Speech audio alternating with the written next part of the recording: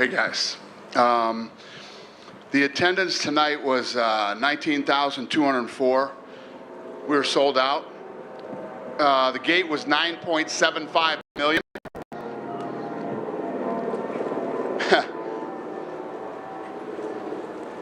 The performance of the night went to Gomes and Duplessis, and then the fight of the night was Moreno and Pantoja. I know you guys are probably going to ask me about Hooker. He did break his wrist. His wrist was broken in the second round. And Moreno did break his hand in the first round. Who's got the first question? John Morgan. What's happening, buddy? Not much, man. Daniel, talk about the main event, Alexander Volkanovski. I know you just put Jose Aldo in the Hall of Fame, but Volk might be the greatest featherweight of all time. Just what did you think of his performance this evening and kind of where he stands? Total domination, man. He looked incredible.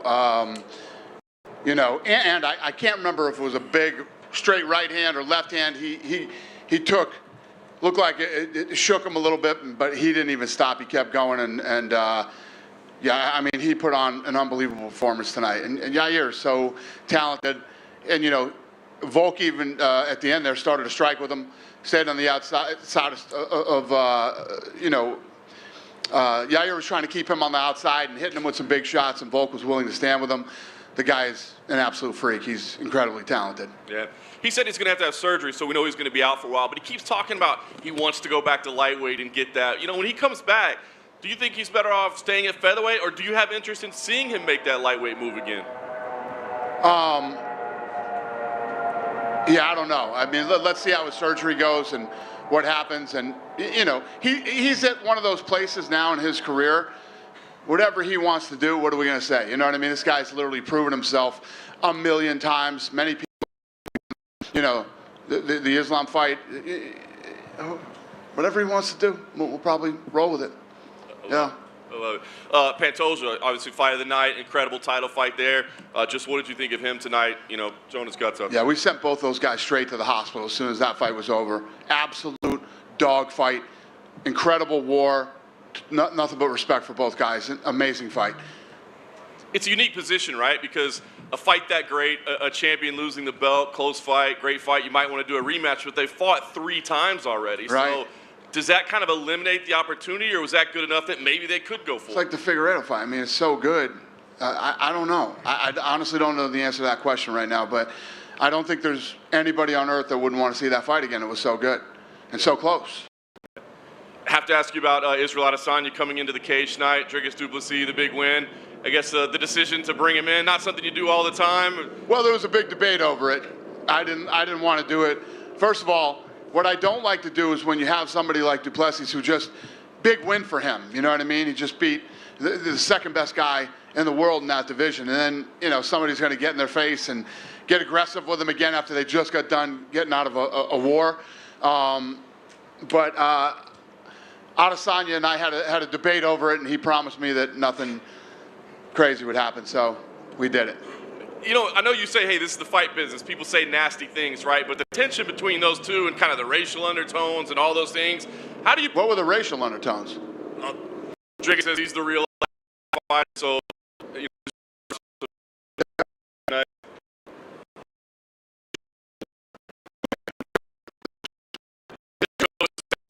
yeah. He's black. 50 in-bombs. Okay, he's black. Who gives a shit? I was going to say, so you don't have any concern about the way the build-up, the tension between those? I could care less. This is the fight business. Israel Adesanya can say whatever he wants to say. Who gives a shit? Why, are people bitching about that? Some people. Of course they are. Oh, fucking A. All right, got it. Yeah. Too fucking bad. All right. Yeah. Last thing for me, then, I just want to everybody say that's a fight that everybody wants to see. Is 9 weeks in Sydney a possibility? We haven't seen Dricus yet, so we don't know what kind of condition he's in. Is that a possibility, or is that too soon? I don't know. We got to see. I mean, when you come out of a night like tonight, these fights were all tough wars. They were, you know, we'll see how these guys feel. And again, when you come out of a fight like this, you know, like Pantoja and Moreno and Duplessis, and you got to give these guys a couple weeks to go home and relax and, you know, let their bodies heal and spend some time with their families. It's just things that you just don't talk about right after the fight. Dana. Not that we haven't in the past, and you make a fight if a guy had a great night or what. Robbie Lawler, if he wanted to fight again, there you go. You know what I mean? But he retired, so. Dana, to your left. Yeah. Hey, Kev. First of all, I want to ask you, it seemed like this was one of the best cards in a long time, top to bottom, where you had a lot of incredible finishes and whatnot. Can you put it, maybe UFC 189 was another one of the cards. Is there any card that leaps to mind that compares to this one in terms of the amount of finishes? I don't know off the top of my head. I know we've had some great cards. Tonight was just like that. Everybody knew it was a great card. This whole week, International Fight Week, tons of great stuff going on. And I just think that you couldn't have topped off a great International Fight Week any better than tonight. The energy in the place was off the charts. The fights were incredible. These kids fought their hearts out tonight. The Robbie Lawler story, how it unfolds and how he, retires. And, it was the perfect night. It was awesome. Off the top of your head, a question, it's a tough question. You look at Moreno and Pantoja and say that might be fight of the year. It seemed to me, especially through 4 rounds, it was just an incredible fight. I don't disagree. And one of the things that listen, when you get like, I've been saying this for years, and I've been saying it leading up to this fight, the whole Mexico thing. When you get a Mexican from Mexico and they fight, the fan base is incredible. It's like England. It's like these other countries when they get behind their people. Ireland, whatever country you want to think about. It's fun when you have a real Mexican fighting in a fight. The crowd's incredible. It's electric, and I don't even know what the hell you asked me, but yeah. Was that fight of the year in your opinion? Oh yeah. I don't know. Yeah, it was up there. It was a great fight. Yeah, I want to ask you about.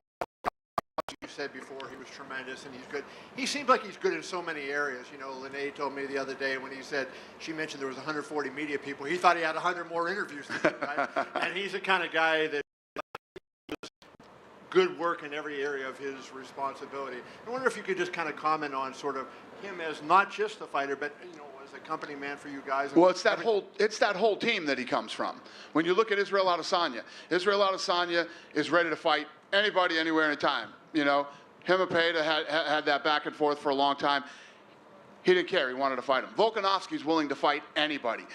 You look at Volk, every guy he fights, reach and, the size and reach advantage that everybody has on him. He doesn't care. He's a savage. He gets in there and he handles his business. Booker tonight breaks his wrist in the 2nd round. I didn't even know. I had no idea.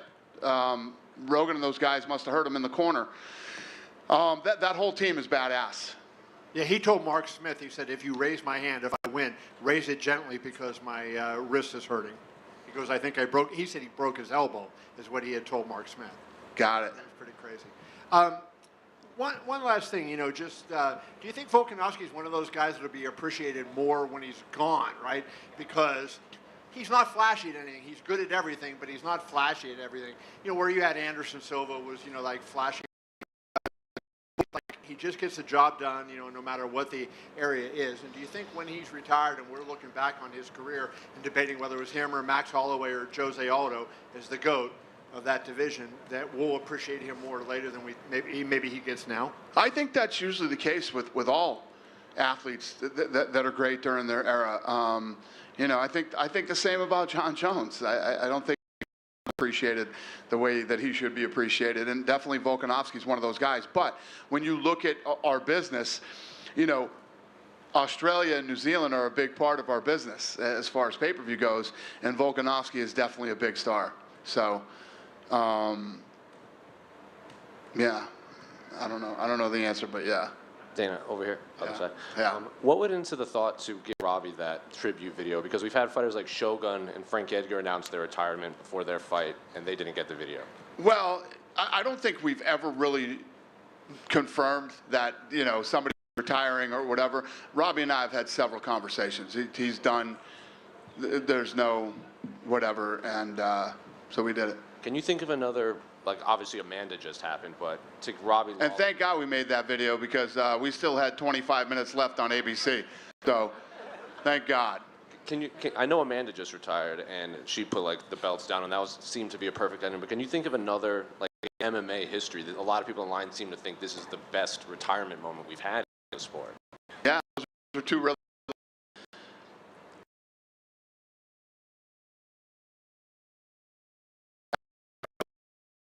saw him. Yeah. He was like 2 o'clock today. He knew he felt better than he's ever felt. And, you know, he was feeling it today. He told me. So, Well, according to Twitter, Robbie Lawler should fight again by the end of the year. according to Connor's Twitter, Connor tweeted that he thinks Robbie's going to fight again by the end of the year. I've had a lot of conversations leading up to tonight.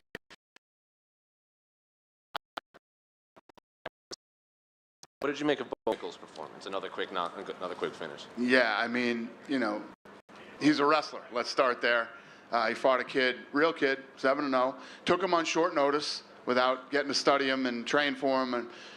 And this kid's got knockout power. And Bo looked damn good tonight. Every time this kid fights, he looks better and better. At what point do you just have to start throwing him into these? Because he's had so few fights, but he's putting away these people that have the same amount of experience of him, but he's putting them away in under a minute. At what point do you just throw him into the top 15? Throw him into. He fought a kid tonight that was 7-0. What were you throw him in a guy with 30-0? I mean, you know, when you look at the way fights are made in boxing, this kid's already, you know, way ahead of the game. Yeah, he even said that he's surprised at how fast he's gone here. Yeah, yeah. You know, there's no hurry. He's young. You know, he's only got a few fights. But the reality is, too, I'm trying to remember off the top of my head, but when we brought Cain Velasquez in. He was like 2-0, 3-0. Yeah, something like that. Maybe 3 or 4-0. So, who knows? A couple unrelated to this fight card. Kamaru Usman was in here, and he said he still wants to fight Hamzat at 170 pounds. Have you talked to him at all while he was in town? No, we have not talked. What do you do with Islam now? Because Alex said that he might have to have surgery on his arm. Charles did an interview earlier this week at UFC X saying that October might be too soon for him. So looking at that top 15, Gaethje and Poirier obviously fighting in a couple weeks, who do you give him for Abu Dhabi? I'm going to announce Abu Dhabi soon. No Abu Dhabi stuff because they want to coordinate with us when we do it, but we'll have the announcement on that card soon. Hey, Dana. Yeah. Going back to Robbie, he's the final fighter in the UFC who ever fought for Pride and one of like a couple who fought for Strikeforce. It's an end of an era in that regard. In hindsight, those purchases that you guys did of those two companies, how valuable have they been to the UFC? Massive. I mean, at the time, when you looked at the number that we paid for Pride at that time, it was a massive number. But if you look at the fights that we made, you know, the guys that came over from Pride and all the fights that were made, it was one of the greatest deals of all time. And other than buying the UFC for $2 million. yeah, and we had Juliana Pena and Raquel Pennington both here tonight, and they're beating the drum to get that vacant title fight that Amanda left behind. Have you put any thought in towards what you're going to do with that 35 belt? We're working on some stuff right now. Yeah. And speaking of belts, I spoke to Jorge Masvidal yesterday, and he wanted me to pitch you the idea of he wants to wrap the BMF title around the winner of Poirier and Gaethje. Would you like to do that? It's we can do that. Yeah, Done. not The Rock this time. Done. Congrats. All right, You did it. Hey, Dana, over here. Yeah. So Alexander Pantoja winning the title, awesome performance. He gets it. Brandon Royval was the backup for this fight. Yeah. Is he going to fight the winner even Well, though he grabbed me as soon as I walked out of the octagon. He's like, let me get in there now. I'm ready. I want this fight. I'll beat both of these guys. You know, so he's fired up and wants that fight. Is he going to get it, though? We'll see. And then we talked about Dracus, and obviously we got to see how healthy he is. I would assume he's number one to fight Izzy. Would Sean Strickland be number two just with his performance a couple weeks ago? He seems like he's healthy if he wanted to step in there and fight for the title. Well, Strickland put himself in a really good position, man. When I did If You Don't Know that week, I was saying to the press, win, lose, or draw, nobody wanted to fight this guy. And Strickland, who's ranked number 7, took this fight, and look at what he did. So, yeah, he gets a lot of credit for taking and winning that fight, and especially winning the fight the way that he did. The next date, Vancouver was great. You saw the response there. I agree. Toronto, a possibility. A lot of fighters from Toronto in the UFC. Yeah. Listen, nobody's more excited to get back to Toronto than me, man. I love that city. There's so many things I love about Toronto. So, ASAP, we'll be back there as soon as possible. Dana in the back. There was a woman. Your voice came out earlier. Hi. Thank you. Yeah. Connor tweeted a little Santa Claus emoji and said he wants to return in December. Is there any update on that possibly happening? Listen, I'm glad you brought that up. there's a lot of business that needs to be handled before we talk about this. And I was doing an interview on Friday, and a bunch of fucking scumbags wrote stories that I said, fuck USADA. I don't care what USADA says. It's not even remotely close to what I said. So first of all, I'd like to say fuck you to everybody that wrote that story, number one. And number two, there's a lot of stuff that has to go on before he fights. So it's not even no matter who's talking about it, whether it's USADA or whoever and this and that, it's not even worth talking about right now. Everybody wants to keep bringing it up so that pieces of shit can write stories like that. Never did I say I don't give a shit what USADA thinks or disrespecting USADA or anything like that. It doesn't matter what anybody says. I don't know how this whole thing's going to play out. Let's wait and see. Thank you. Thank you. Dana Beck here. Yeah. So in 2012, International Fight Week just started, right? 11 years later, when you think about how far this week has come just for this promotion, what are some thoughts and emotions that come to mind? What's the question? So International Fight Week started in 2012, right? Yeah. So when you reflect 11 years later, Yeah. what are some of like the thoughts and emotions that you have? What are some that come to mind? Well, what's cool is, this was an idea in our meeting room one time, and we thought we would pull together this whole week where martial arts fans could come and celebrate, everything martial arts, everything, combat sports in a week, and here we are 11 years later. This was one of the best we've ever had. The expo was rocking. All the other activities that happened this week were amazing, and yeah, it's, I never really thought about it till you just asked me. It's awesome. Thank you. Yep. Yep. Right over here. Yep. How you doing? Good. So I just want to go through the emotions that you went through this weekend, especially at the Hall of Fame. Jens Koger, he was on the first marketing materials when Zuffa purchased UFC, and he was at UFC 33 victory in Vegas, and then Robbie Lawler was the first televised fight in UFC history. Right. So, The 37.5 on Fox Sports. 37.5. Yeah. So I just want to go through the range of emotions. These guys helped build the company to what it is today. What's the range of emotions, and how do you plan to include them into the business going forward? Yeah, I mean, that's why, we've talked a lot leading up to this. We talked a lot tonight. Brought him back to my room as soon as the fight was over. He's special. He's a guy that, it's almost like we grew up together in this thing. And I saw him in Hawaii when he was 19 years old fighting, and loved the style. I loved the way he fought, so I signed him. And it's like what this guy was talking to me earlier about Bo Nickel. Was Bo Nickel, how is it too soon? That was the same question with Robbie Lawler at the time, and here we are. He's almost 42 years old, and he's still here. He's still fighting, and he's retiring tonight. Yeah, he's a special guy to the company and to me personally. Awesome. And Val came in on short notice, came in during a pinch. Like, will you continue doing business with Val? Have him on. Hey, who's that? Val, guys, the first that fought Bo Nickel. Oh yeah. What about him? Is he going to stick around? Yeah, is he gonna stick around? He took the fight on short notice. We'll absolutely give him another fight. He came in and yes. Okay. And Yeah, I like him too. He's a great kid. Yeah, and one more question for me. What were the standouts, like for you, watching all the fights from the early prelims all the way up to the top of the card? Who were the standouts to you? And I mean, everybody stood out tonight. It would be completely unfair. If I look at this whole card and think about who stood out, I mean, there were a lot of standouts tonight, Yeah. I mean, I don't know who I'd pick and say, oh, this guy was the guy, or this girl was the girl, which was an awesome fight too. Big upset there.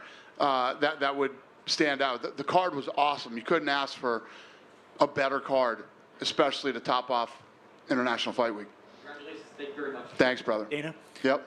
this is one of those cards where a bunch of finishes. Is this going to be one of those cards where you give out a lot of locker room bonuses, those infamous locker room bonuses? Yeah.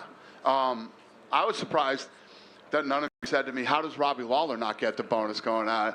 Don't worry about Robbie Lawler. Robbie Lawler's going to be just fine. Yeah, we'll take care of Menifee. I mean, yes. The answer is yes. I don't have to go through the roster, but yes. I mean, was it a thought to give everybody 50K, just one of those cards where you give everybody a bonus? The whole card, 50K? Yeah.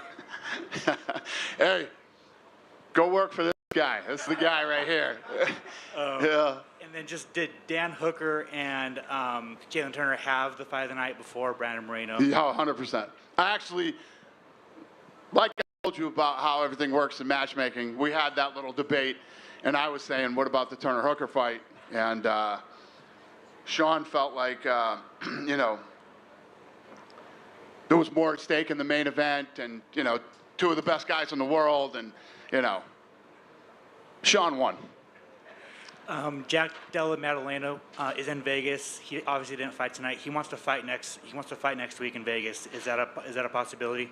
I love it. Well, first of all, you know how I feel about that kind of stuff. Yeah, I love it. We'll see. Yeah, I love it. And then finally for me, there was a video of John Jones in Vegas. He was at Jorge Masvidal's thing. He was taking shots. Like, does that kind of get you worried?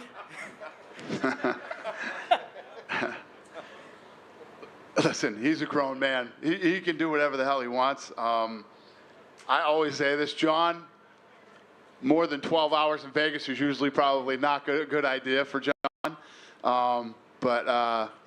Yeah, I don't know. Listen, John has done very well for himself. He's been through a lot of shit. He's made it through. I don't know whose idea it was to keep John here for days, but Hunter, was that your idea? Well, here we are. I'll plead the fifth on that, sir. Thank you, Dana. Thank you. The back. Yep, yes, ma'am. Way back here. Josiah Harrell was supposed to be on this card tonight.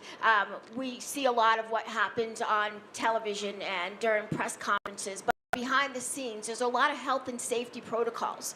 How important is that for this organization, and how do you feel that you go above and beyond what other organizations are doing in terms of making sure those health and safety protocols are in place? It's everything to us. It's the most important thing in this company, and we, you know, there's been so many kids that we've caught stuff with, you know, leading up to fights or when they first get here and start doing their medicals, the Ultimate Fighter screening that we do on them, the Contender Series screening that we do on those kids.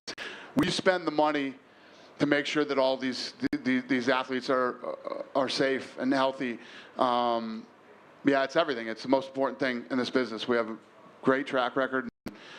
Hopefully that continues. Just a quick follow-up. Is there a ballpark amount that you've spent annually on those protocols?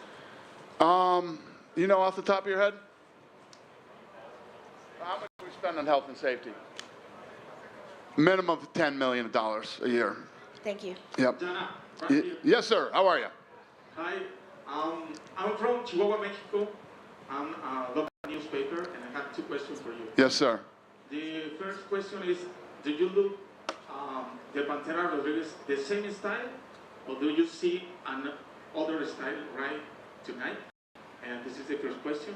And the other question, can you say something for, okay, many people to Chihuahua come here driving, many people to see our champion or see Jair Rodriguez. Can you tell something for these people and this afición? Because, you know, right now I'm a little sick about the loss. We're going to need a translator for you, sir. Does anybody here speak Spanish? Say that in Spanish. Ask me that question in Spanish. Okay. La primera, si usted vio el mismo estilo de Jair Rodríguez, como siempre lo ha hecho, o si vio algo diferente en él. He asked if you saw the same style of Jair Rodriguez tonight, or do you see any changes in the style when you saw the fight tonight against Volkanovski? Yair? Yeah. Well, listen, Yair does what Yair does. He tried to stay on the outside. He tried to pick him apart. Volkanovski walked through it, took him to the ground, roughed him up the first few rounds. After he beat him up, then he said, okay, let's stand up, and he ended up finishing him. I think that Volkanovski not only came up with an incredible game and implemented it perfectly. Okay, y la segunda es que mucha gente de Chihuahua vino aquí manejando para ver a Jair Rodríguez. Si usted puede decir algo a ellos, ya que ahorita están un poco tristes porque Jair perdió. Is there any words of encouragement for the people of Chihuahua that drove all the way from Chihuahua, Pantera's home state, to Nevada? It's a very long drive, it's about 15 hours. Do you have any words of encouragement for his family and friends that made here and then they saw this loss? Yeah, I understand. Listen, I know how passionate Mexican fans are for their, for their athletes. they're one of the biggest supporters in the world of their own people. It's one of the many cool things that I love about Mexico and the Mexican people. You know, since as far back as I can remember, you know, Mexicans support other Mexicans. It's incredible. They love their country. They support their people. You know, it's fucking awesome, to be honest with you. I love it. And I've been so excited for many years to have a night like tonight where real Mexicans come in and fight and real Mexicans drive up from Mexico to come watch. I'm sorry it didn't turn out the way that you wanted, but, you know, we're opening this PI pretty soon, and I think this is just the beginning of many long road trips from Mexico. Dana? One question right back here. Yep.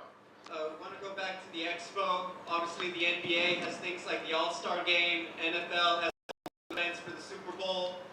Can you put into words what it's like to know that fans not just have a fight night to come to, but a whole event where they can celebrate their love of mixed martial arts and the UFC brand in general? Yeah, that was the reason we did it. That's what the whole thing was built around. And again, we have a whole creative department that works on this thing. As soon as this is over, they'll start working on next year. So this is something that's planned out, you know, months to a year in advance, and I think it gets better every year. Today was this week was one of the best that we've ever done. Ilya Topuria was cage side. I know we're coming off a situation where we just had an interim title for the featherweight strap, but if Volkanovski's having surgery and he wants to come back and challenge for the 155-pound strap, would you consider doing another interim featherweight title?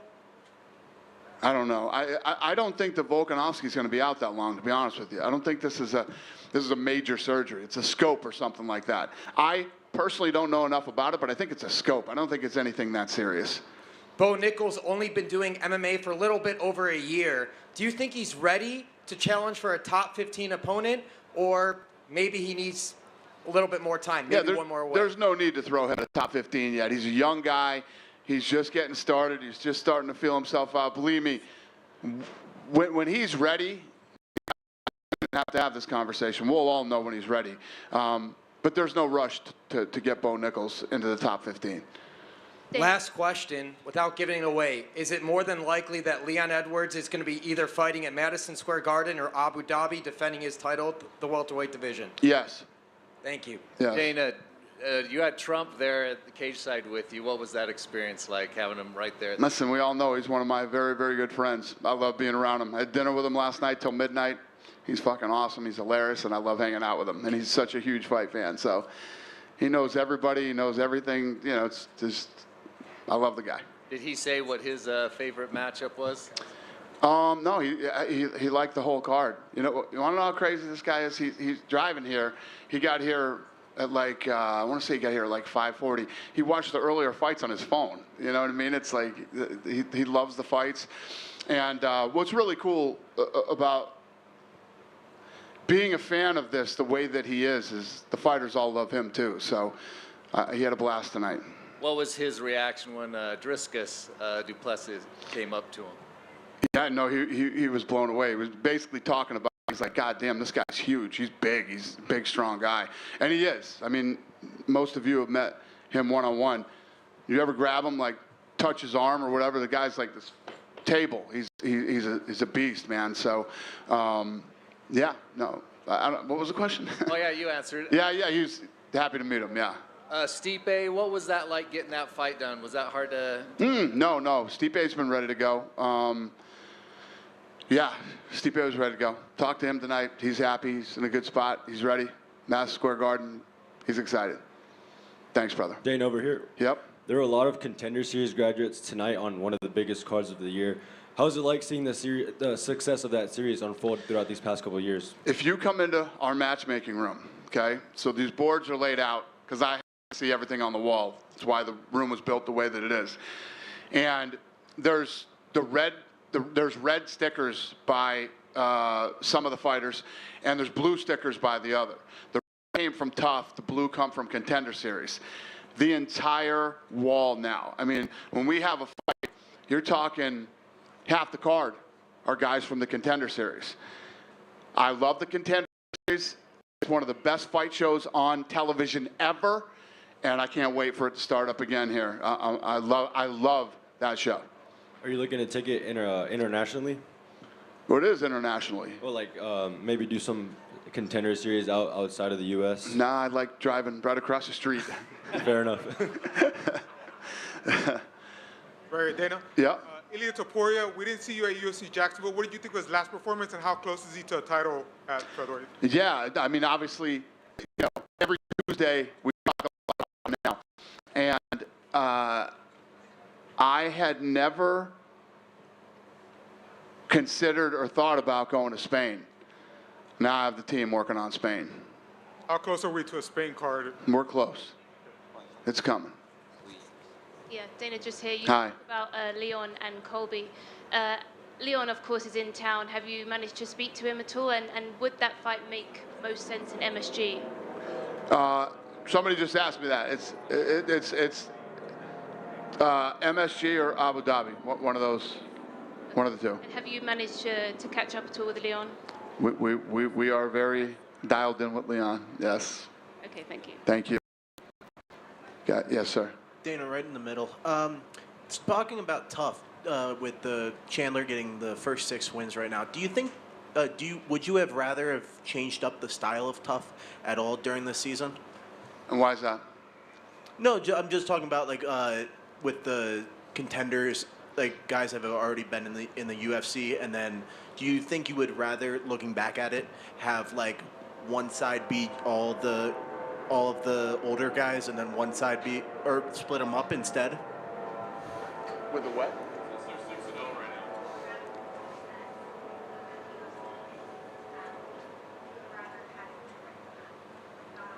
No. Fair enough. Do you have any update on Yuri Prohaska or the 205? Yeah. Soon. We'll be announcing that soon too. Awesome. Thank you. Thank you, sir. You guys done with me? Have a great night. Thank you.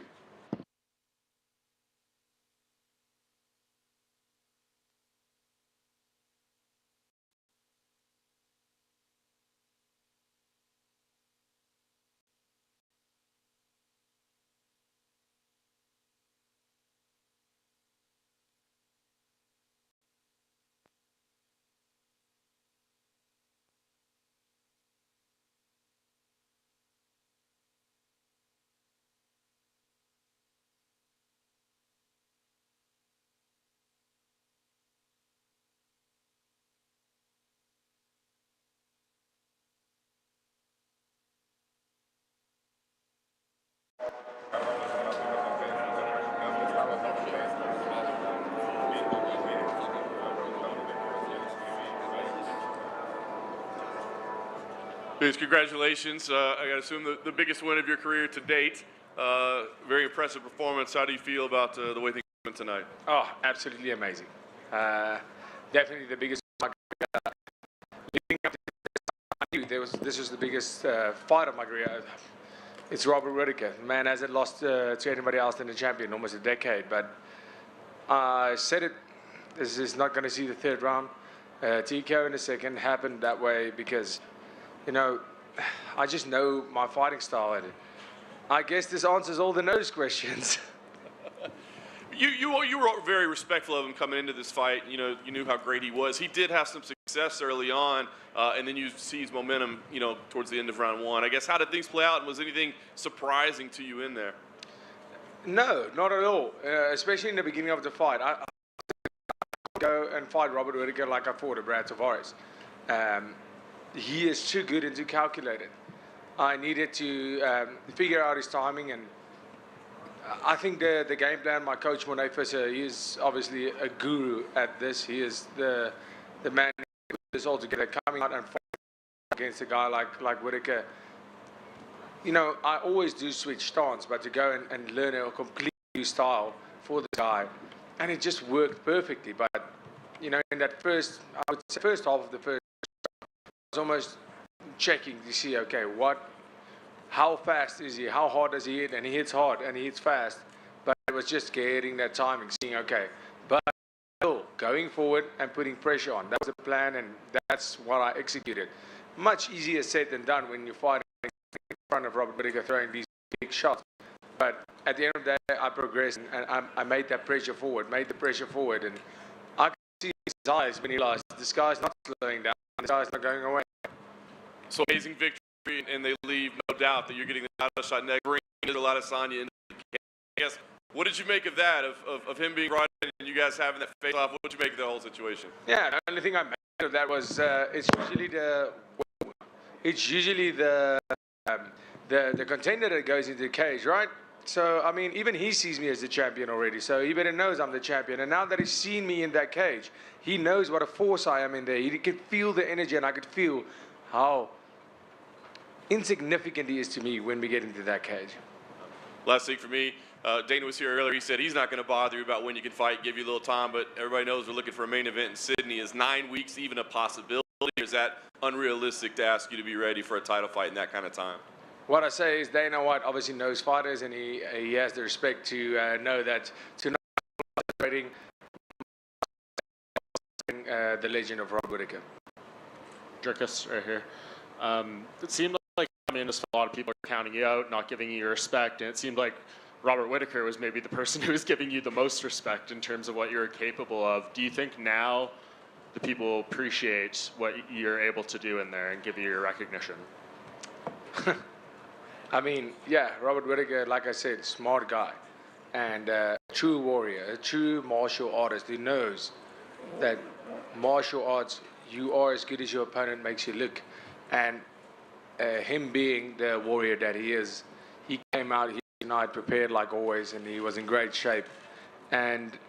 But he could see what a lot of people fail to see, and that is a style that people are used to. People are used to certain styles. They don't know our style. They don't know how we put this whole thing together. And he saw that. And that's why he said, I'm the most dangerous opponent he's ever faced.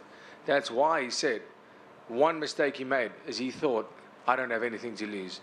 And I didn't fight like somebody who doesn't have anything to lose. I fought like somebody who has everything to lose. And every time I step in there, I have my life to lose. And I will protect that with everything. I have my family name, the Du Plessis name to protect when I step in there. I have the South African flag to protect when I step in there.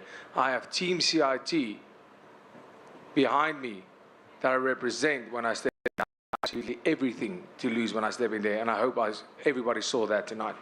And whether you fight Izzy in Sydney or at a later date, it seems like, you know, given the things that have been said in the past, what was said in the cage, this could be a very kind of divisive and controversial build-up a little bit. How are you preparing yourself for that? Are you wanting to step away from it? Like, what do you think the build is going to be like? I mean, you saw tonight, I'm prepared. I'm prepared for everything. Everything he says, anything he's behaving like a clown in there. You know, that's not how a champion behaves. That's not how a man behaves. He's behaving like a child. Conduct yourself like a champion.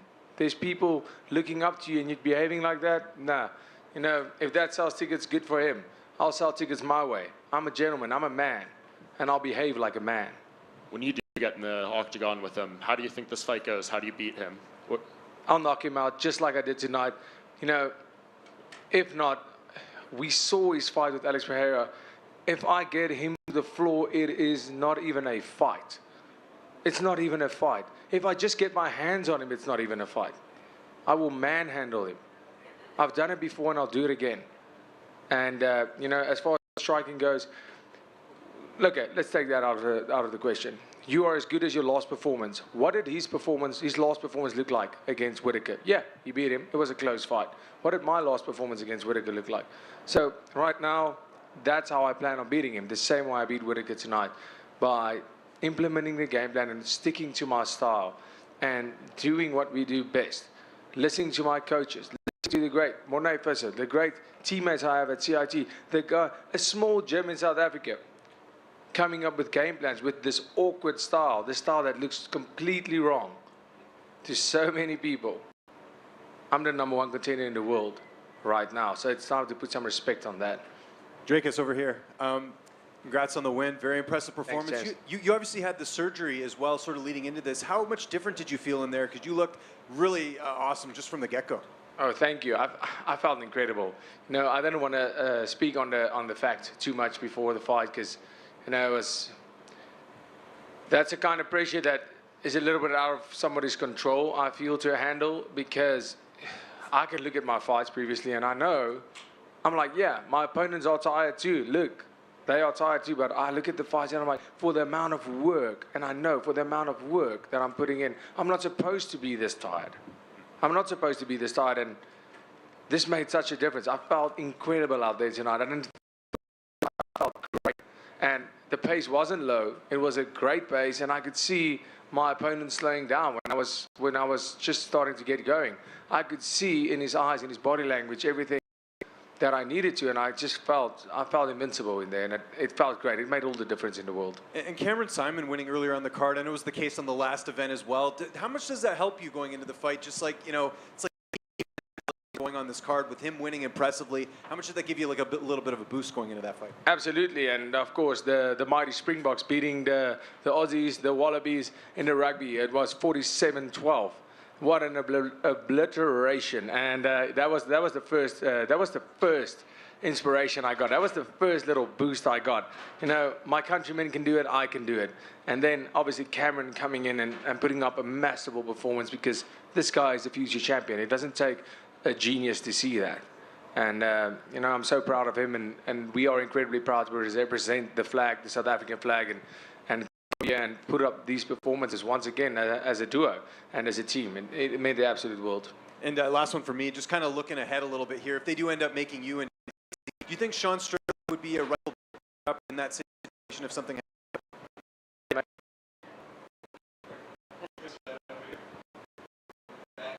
Congratulations on the victory. Touch on him, and obviously Rob is a guy who's been at a very high level for a long time. What are some of the openings that you saw in the cage that you could explain for us when we watched that tape back of this performance?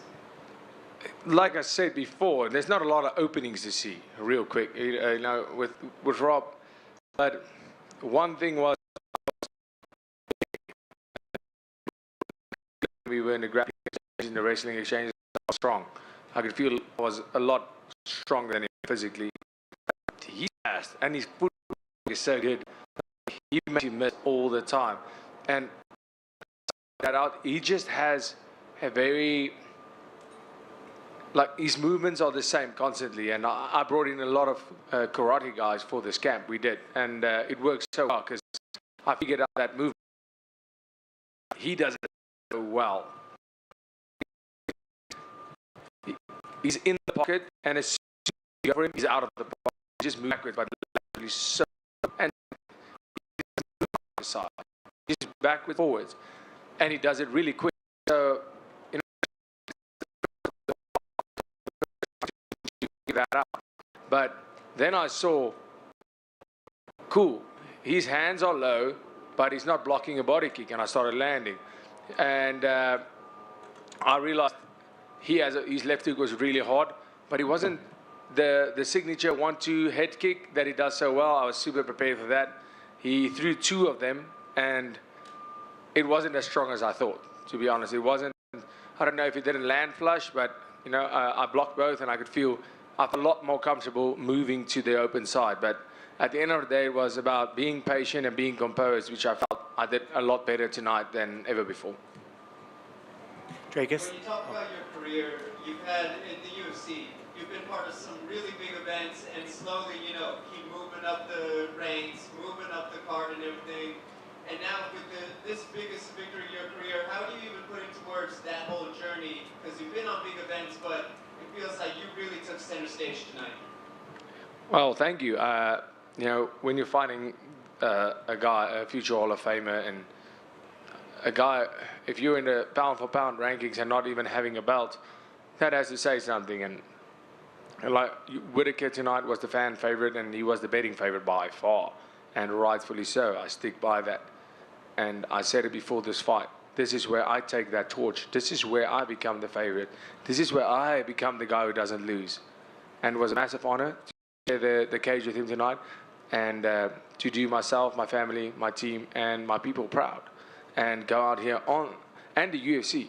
They, you know, Dana, Hunter, Mick, you know, all these guys that are giving us this opportunity.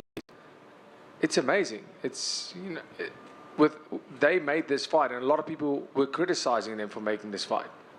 You know, they just said, this is a dumb fight to make the easy fight. And this is the fight we wanted to have. This is the fight when they asked us if we would take this fight, I was excited because I knew this is what's going to happen tonight.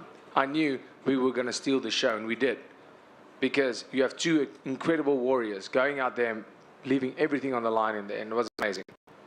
Cameron finally got a victory, no fouls. Can we finally get him to talk golf? Yeah, we'll talk about that. We'll see. Let's go have some beers first.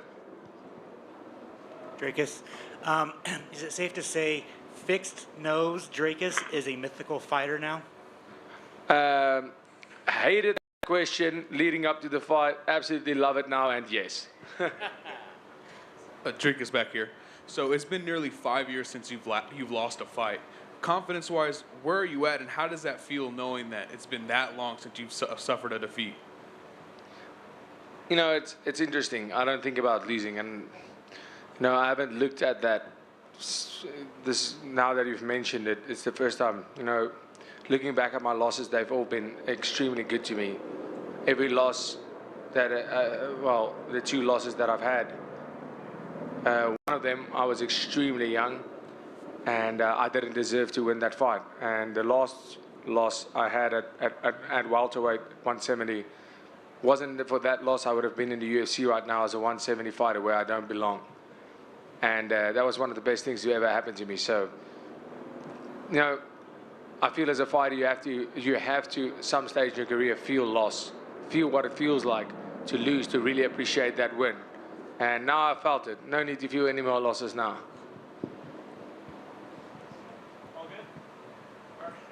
Thank you, everybody.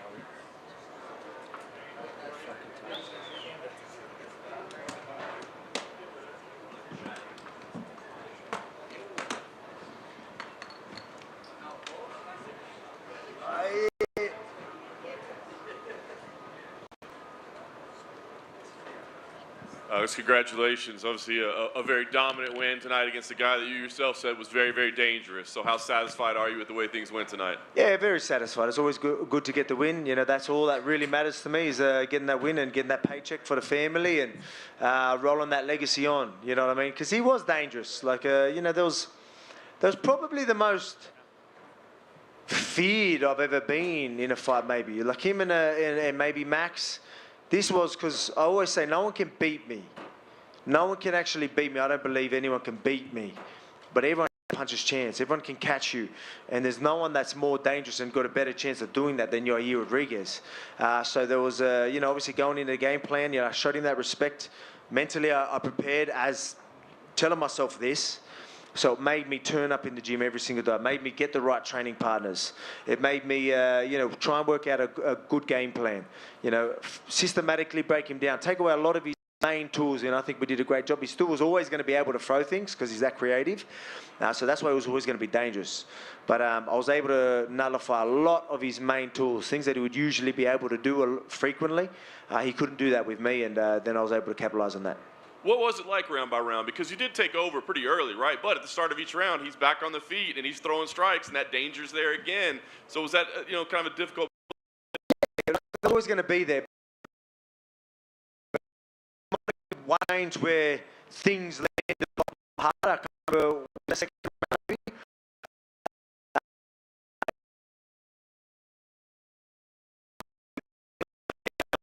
to give me them looks was incredible.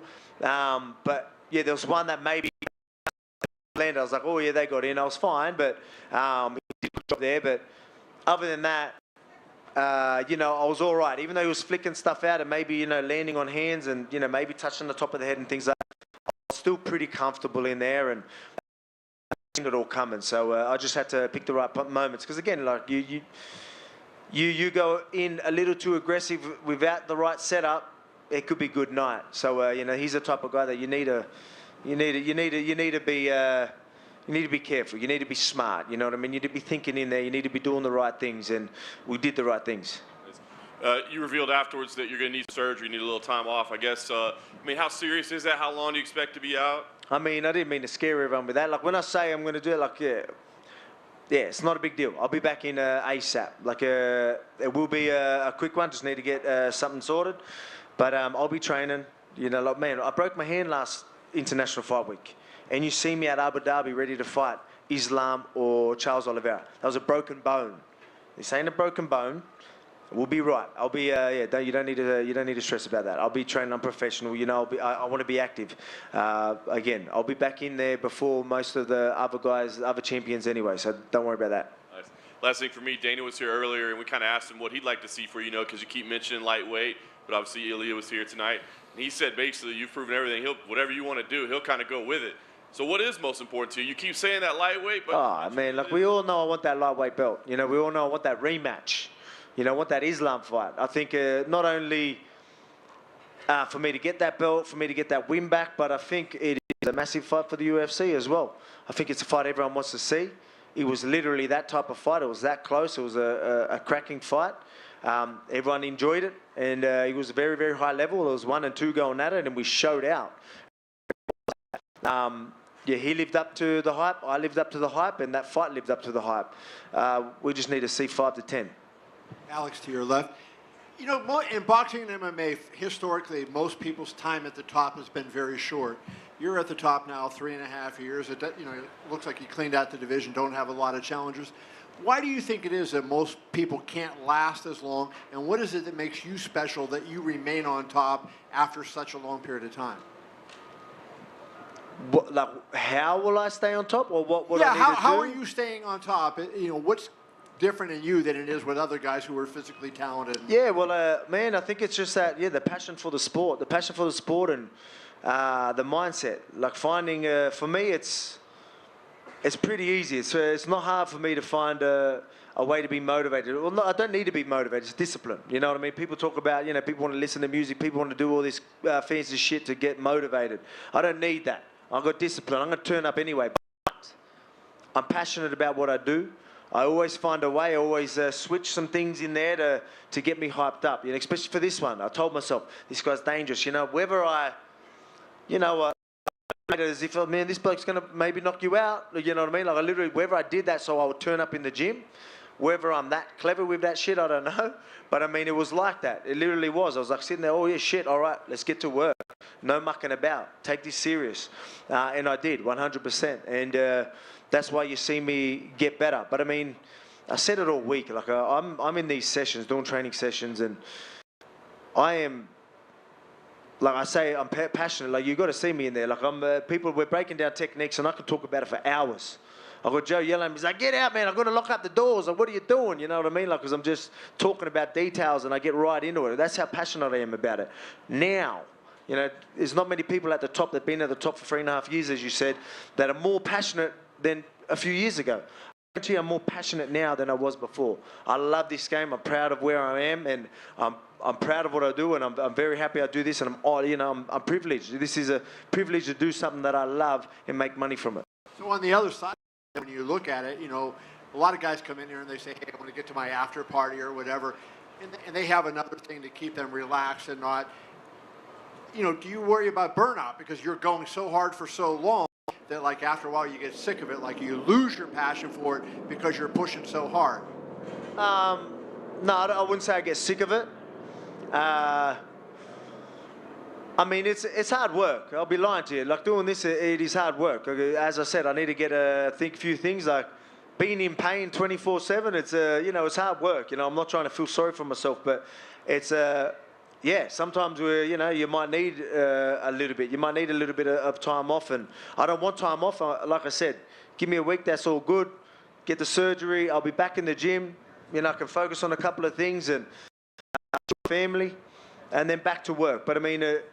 Yeah, it's hard work. I don't know how to answer that question properly, but I mean, but I mean, I still love this, but I mean, you know, I'm not getting any younger. The body's feeling it, but that's why I'm in my prime, and I want to take advantage of it. That's why, even though I'm going to get surgery, even though I'm going to be injured, I need to get back in there, because I don't know how long I'm going to be able to stay on top.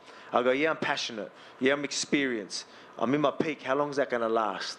So let's get to work. Let's get two of these bad boys. Yeah, my last question for you, Alex, would be, you know, a lot of people are great physical athletes and they do it. And it seems to me like, obviously, you talked about your preparation, but it seems like maybe you're smarter than a lot of other guys in terms of understanding the game and understanding not only what it takes to win in the cage, but sort of what it takes to get your body through a long training camp. Would you agree with that? And do you feel like the fact that maybe your wisdom for this sport and your understanding of the sport is underrated? Yeah, I think there's a lot to do with that in many ways. You know, you might have physios and doctors that'll tell you different. Then, you know, here I am telling you, yeah, I do this, yeah, and I'm very smart with the way I think, but they're probably looking at me like, oh no, you literally run your body through the ground every freaking day. I'm sick of fucking treating you.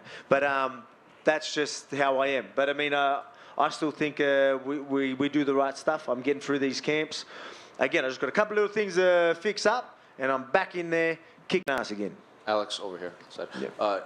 After the Islam fight, a little bit of the narrative, I think even you said a little bit, is you were kind of drawing attention to when he would land punches, like you would kind of smile and point at him. You did that a bit against Jair too. I still did that, did I? Yeah. So I'm wondering, is that something you have to work on and can't like? I think so, because there was times like where there was one when he did it, like he ended up landing it. That landed bigger, like it didn't rock me, but I was like, nice, like he ended up following up. But I mean, there's times where things barely in that fight. Like, he'll do it, the timing was good, I thought I was out of the way and he just got me, and I'm like, you know, like, touche, you still got me, like, good timing, good reach, good distance. And then everyone's like, whoa, he's acknowledging it, like, whoa, and I was like, oh, fuck, all right, I better stop doing that. And then you're saying I did it again. I mean, I don't know how people look at it that way. It just shows you how composed I am in there, how relaxed I am in there. I'm sitting there going, oh, yeah, well done. You know, you got me one. You know what I mean? It shows you, like, I'm not even expecting you to land one. So I'm surprised, and I'm saying, well done. Congratulations. That's all you're going to get. You know what I mean? Like, that's how I'm looking at it. People looking at it different. You know, I feel like me sitting there and them just touching and me going, oh, yeah, well. Especially in that, look, man, I don't want to get into that. But, I mean, in his fight, like, doing these things, I'm like, it's full losing composure. Like, how does that not look worse than me going, yeah, well done. But, I don't know. People look at it different. Maybe I've got to work on it, because at the end of the day, all that matters is what everyone else thinks, right? And what them judges think. So if that is really going to be something that sticks in their head, you know, we talk about being smart, fighting smart, having IQ. I need to work on that. So maybe I need to do something about that. Earlier in the week, Charles said that October might be too soon for him to fight Islam in Abu Dhabi. So with that, I'm curious, did you hear that? And if not, does that kind of make you circle that date even more? Well, it makes it a lot better opportunity for me to step in there. But I mean, like I said, I'm not ruling that out. It's funny, these people want extra time. Like, here and I'm probably going to turn up there on October. So that's what I'm showing you, you know what I mean? Find me a champ, well, like, you know, there's not many of them anyway. I know you maybe got your Izzies and myself that is doing this. You know, we're going out there, we're staying active, we're fighting the fights that a lot of people wouldn't. And yeah, you know, I think people need to respect that a lot. People talk about BMFs and all that type of stuff. They're real BMFs. Guys that turn up when there's a lot on the line. And yeah, I'll leave it at that. Alex over here. One more quick, sorry. You had the face-off with Ilya cage side when you were leaving. Historically, like, you know, you and Max have been pretty respectful. Like, I know you and Brian got under each other's skin on The Ultimate Fighter, but Ilya's, he talks a lot, and you know, he hopped the barricade to face off you. Does that get you excited that you'll have also a foil at press conferences and in the media to like? Oh, 100%. See, mine and Ortega's was a little bit. It's weird. Just spend too much time to each other, and we just got annoyed with each other. This guy's going to be just talking his shit, and I love that. I'm like, yeah, talk your shit. Now I can, you know, I can have a bit of fun with it and punch you in the face for it. You know what I mean? And feel good punching your head through the canvas. Because again, like, I'm gonna squash that bloke, so it doesn't matter. Alex over here. How cool was it to see Dan Hooker get that win, and then you going to your fight? Were you kind of paying attention to that and thought, man, I got to go out there and you know, keep? Yeah, we'll put a video out there. Yeah, we'll go nuts for that. It was a cracking fight, man. It was nuts, man. How tough is that bloke? And then breaking his arm and still going through it. About, I mean, these are things that, you know, we talk about BMFs and doing things like that. Like, it's, I mean, some of the things you see people do in this sport is pretty incredible. Yeah, it was cool to see, especially to get his hand raised after a war like that against a game opponent. Jalen Turner is no joke. He's dangerous, and to be able to land, cop some of them shots, break your arm, and then still end up on top is pretty incredible. Did Dan's fight a bit remind you of your situation last year with Holloway, where people were kind of counting you out against Holloway and Hooker? You look at the odds. He was a big underdog tonight. Came out there, had a tough first round, but persevered and got the decision victory. I don't know if that's something you guys talked about or not. No, it's not. But I mean that happens all the time. People get counted out all the time. You know, that's just how it is. I mean, it's going to be the same with Pantoja, say. Like, he's beat Marino twice, and he's an underdog, and saying he's got no chance. Like, you can imagine how he would be. You know, that's going to happen. You've got to go prove yourself. But yeah, I wasn't surprised. I know Dan was a total different matchup for Jalen with that length and toughness was going to go a long way, and that showed out tonight. His toughness and obviously the fight IQ, that length and that well-roundedness. And just last one from me. Again, you were here a year ago today. Big win over Holloway. A lot has happened in the year. You had the fight with Islam. It was very close. You get this performance tonight, finishing Yair Rodriguez. I know you're fresh. Soak this in. How much you've really leveled up just in the grand scheme of things. Now, you know, people consider you the greatest fighter, you know, in the sport right now. I don't ever get to soak it in properly, to be quite honest. I wish I did soak it in more. It's a good trait to have, where I can just move on and play what's in front of me, and you know, it makes me be able to. In camps, I tell you, like, you know, I can still, you know, turn up in the gym, and like, it helps me with all that type of stuff. But I feel like I don't try and really soak it in and enjoy it enough and embrace it enough. So I will, you know, obviously I appreciate everything. I appreciate the fans. I appreciate the love, but I forget about it like that.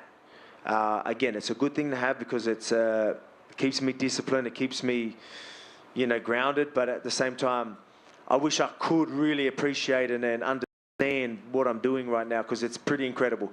5 titles, you know, 5 defenses, 7 fights I think I've had. It seems like yesterday I got the belt, you know what I mean? And look what we're starting to do. So it's pretty crazy. I think I need to really sit down and really take it all in. Alex, right here. down here. Go ahead, please. Thanks. You said before the fight that you weren't too impressed with Ilya and you didn't really want to talk about him.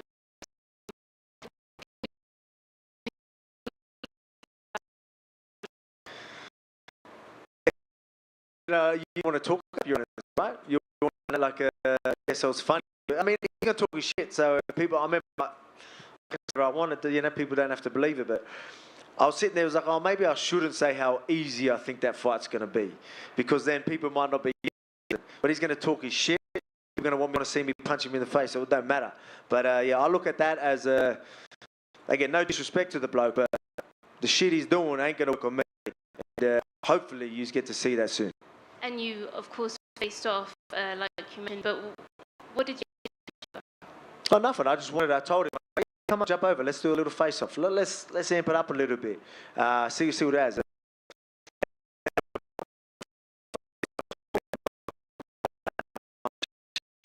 And I got this reach, which is hard, but yeah, should run with that. Yeah, it's again, no disrespect to the bloke. He's a good fighter. He's undefeated. Can't wait to take that 0. Alex, right here. That finishing sequence, just unbelievable. Strikes and the takedown, round and round. Did that feel as seamless to you in that moment as it to us observing it? I don't know. It's weird. Like I was so clear-headed while that was happening. I went there, throwing the punches, like, oh, even though he's sort of hurt, like, I've seen him in these positions throw crazy shit. Like, guys are like, all right, I better take him down because I know I'm just going to squash and punch his head through the canvas. So I was like, it was weird how like calm and composed I was through that. Like, picked him up, dumped him, got on there. Oh, yeah, this is the position. Oh, yeah, he won't get out. All right, let's ground a pound. We're just going to have to stop it. It was weird how I went through it.